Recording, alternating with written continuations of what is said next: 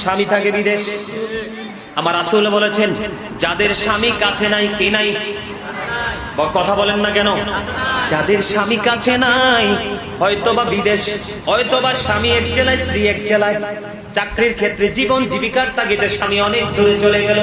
এই ক্ষেত্রে আমার নবী বলেছে, স্ত্রী যতক্ষণ পর্যন্ত তোমার স্বামী কাছে না আসবে, তোমার আঙিনায় যতক্ষণ পর্যন্ত তোমার স্বামী না আসবে, ততক্ষণ পর্যন্ত তুমি সুন্দর কোনো ড্রেস পরো না, সুন্দর করে সাজগোজ করো না, কারণ অন্য বেগানা পুরুষের দৃষ্টি তোমার দিকে আসবে। জোরে জোরে কন্যা আল্লাহু আকবার। এটা কি উপদেশ কিনা? নবী আমাদেরকে উপদেশ দিয়েছেন কিনা? বন্ধুরে আমার, রাসূল বলেছেন, নারীরা হচ্ছে গোপনীয় জীব। কি গোপনীয় জীব?